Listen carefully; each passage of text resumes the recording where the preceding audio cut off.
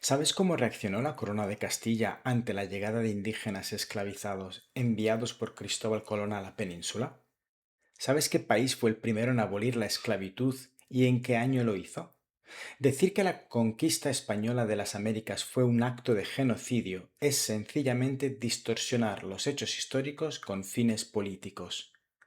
Cuando analizamos los archivos históricos y no lo que nos cuentan o vemos por ahí, la historia se presenta ante nosotros de un color totalmente diferente.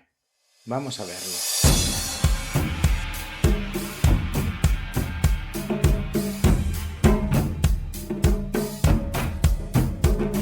La historiografía coincide en que la corona de Castilla, bajo el reinado de Isabel I, adoptó una postura jurídicamente excepcional respecto a la esclavitud de los pueblos recién contactados en América. ¿Esto qué quiere decir?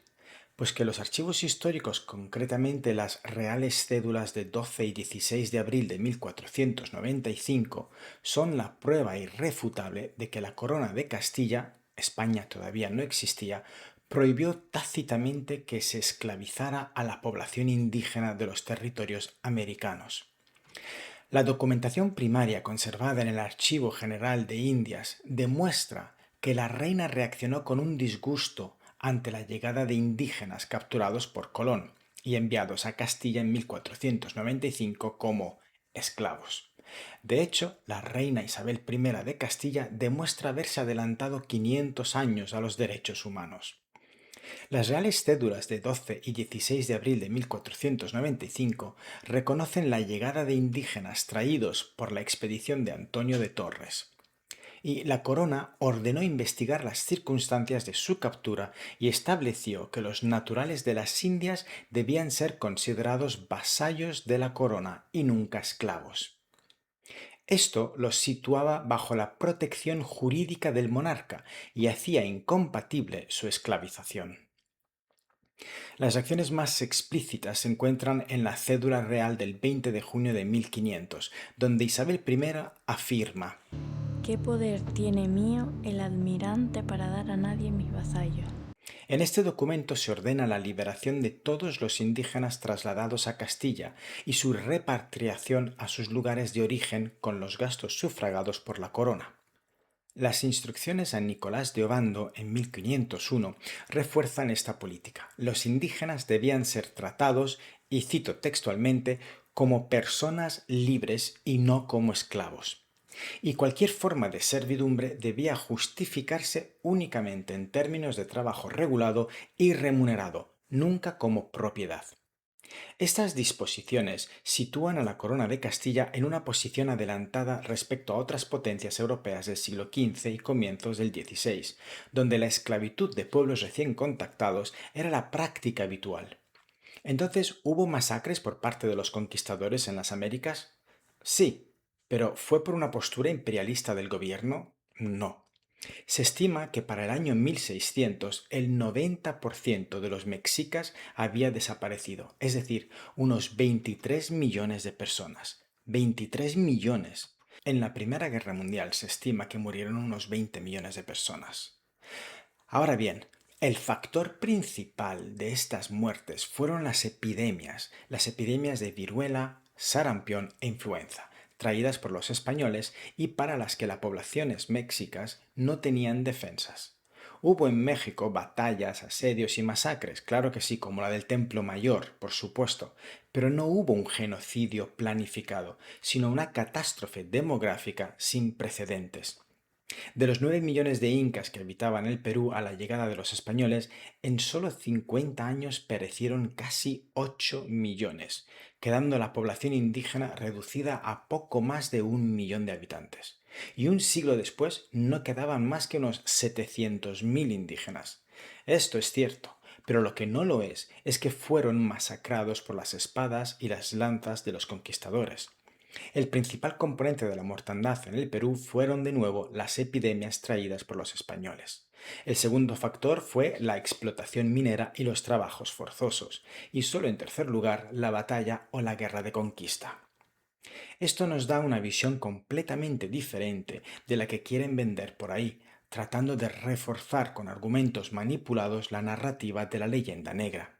Pero la leyenda negra fue una impresionante campaña de propaganda anti-española promovida por los países rivales del norte y centro de Europa. Cuando Colón regresó de América, envió a Castilla varios indígenas capturados. La reina Isabel reaccionó mal ante esta noticia. Para ella, los habitantes de las Indias eran vasallos de la corona, es decir, personas bajo su protección. Por eso consideraba que no podían ser esclavizados. En 1495 y 1496, la corona emitió órdenes para investigar la llegada de indígenas capturados. Pero el documento más claro es de 1500. En él, Isabel pregunta indignada: ¿quién le ha dado a nadie el poder para esclavizar a los que están bajo mi protección? Esta es una lectura modernizada de lo que está escrito en los archivos. Pero la reina, entonces, ordena liberar a todos los indígenas traídos a Castilla y devolverlos a sus tierras, pagando el viaje con dinero real. Y tan solo un año después, la reina vuelve a insistir en otra cédula real que los indígenas deben ser tratados como personas libres y no como esclavos. Esto no significa que no hubiera abusos en América, por supuesto, pero sí muestra que la intención oficial de la corona era proteger a los indígenas y evitar su esclavización. Por eso somos muchos los historiadores que decimos que Isabel I estaba adelantada a su tiempo, ya que su postura respecto a la esclavitud indígena contrasta con las prácticas aplicadas por las demás potencias europeas en los siglos XV y XVI. En Portugal, la captura y venta de africanos era una actividad regulada y aceptada desde mediados del siglo XV. Los pueblos recién contactados en África Occidental eran considerados legítimos esclavos según la doctrina de guerra justa y la práctica comercial. No existió una prohibición equivalente a la castellana respecto a pueblos recién descubiertos. En Inglaterra y Francia, la expansión ultramarina aún era limitada, pero la esclavitud y servidumbre eran prácticas aceptadas. Cuando ambas potencias iniciaron su presencia en América, siglo XVII, adoptaron sin reservas la esclavitud de pueblos indígenas y africanos, sin desarrollar una legislación protectora comparable a la castellana. Este enfoque, aunque limitado y condicionado por la mentalidad de su tiempo, representa un precedente singular en la historia del derecho colonial europeo. La historia no es un relato de buenos y malos, y hay que comprender esto muy bien. La historia de la humanidad, desde el origen de los tiempos, es la historia de conquistadores que hacen desaparecer a los vencidos. Y los conquistadores en todos los tiempos históricos se han comportado de la misma manera, esclavizando a los vencidos. No podemos pensar que cuando Julio César invadió las Galias, los pueblos a los que sometió vivían en paz y armonía, con justicia y libertad. La Galia era un mosaico de tribus enfrentadas, con guerras frecuentes, clientelas, desigualdad social y luchas por la hegemonía regional. El jefe vencido era casi siempre ejecutado, y los miembros de su familia eran tomados como rehenes o esclavizados. Esto lo hicieron los pueblos celtas, las ciudades-estado griegas, los pueblos africanos. Esclavizaron a los vencidos los chinos, los japoneses, los coreanos, los rusos, los mayas, los aztecas, los incas, los sumerios, los babilonios, los egipcios, los persas, los cananitas, los hebreos, los musulmanes, los cristianos. Era la práctica normal. Sin embargo, la corona de Castilla, bajo Isabel I, estableció desde 1495 que los indígenas eran vasallos libres y prohibió su esclavización. La cédula de 1500 y las instrucciones de 1501 constituyen un marco jurídico excepcional para su época.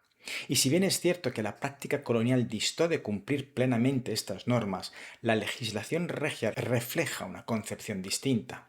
Los pueblos recién contactados debían ser evangelizados y protegidos, no esclavizados. Esto no apoya la leyenda negra, la destruye. Quienes se portaron como criminales en las Américas fueron criminales y no representaban ni el sentir ni la legislación de la corona de Castilla. Y si esos criminales eran portados ante la ley, serían condenados. Pero criminales hay y ha habido en todas partes y en todos los tiempos. Lo que no podemos hacer en historia es tomar el todo por la parte. Decir que la conquista española de las Américas fue un acto de genocidio es, pues, sencillamente distorsionar los hechos históricos con fines políticos. La mortandad masiva se debió principalmente a epidemias, no a exterminio deliberado.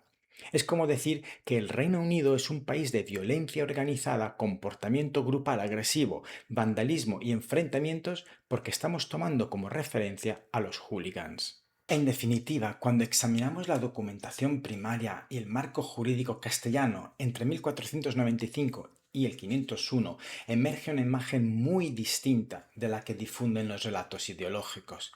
La Corona de Castilla articuló una política inédita para su tiempo, reconociendo a los pueblos recién contactados como vasallos libres y prohibiendo su esclavización, mientras que la mayor parte de la mortandad indígena se debió a epidemias y dinámicas demográficas, no a un proyecto de exterminio.